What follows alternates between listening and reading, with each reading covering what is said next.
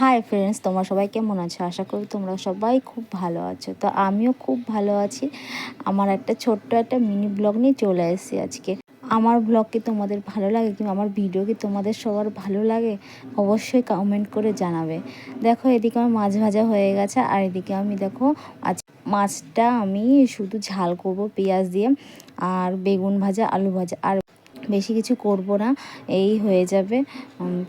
কি বলো তো, মানে ছেলে মানুষ থাকলে একটা রান্নার একটা তোড়জোড় থাকে আলাদা, কিন্তু আমি আমার ছেলে, তো এই আমাদের হয়ে যাবে। কিন্তু হ্যাঁ, আমার বড় না সেরকম ঝামেলা বেশি করতো না, ওর এক পদ হলেই ওর হয়ে যেত, মানে ওর সবজি টবজি সেরকম কিছু খেতোই না, ও মাছ মাংস ডিম এইসবই খেত, এরকম কিছু ঝামেলা ছিল না আমার বরের।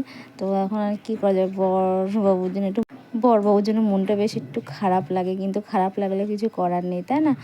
তো দেখো, এদিকে আমার দেখো হচ্ছে তরকারিটা হয়ে গেছে। এদিকে লাল লাল করে করেছি আজকে, আর তরকারি খুব ভালো হয়েছে। আমি স্নান টান করে আমি তো খেয়ে নিয়েছি, খিদে পেয়ে গেছিলো। আর দেখতেও মানে কীরকম হয়েছে জানি না, কিন্তু তরকারি টেস্টি হয়েছিল। সকলকে শুভ দুপুর।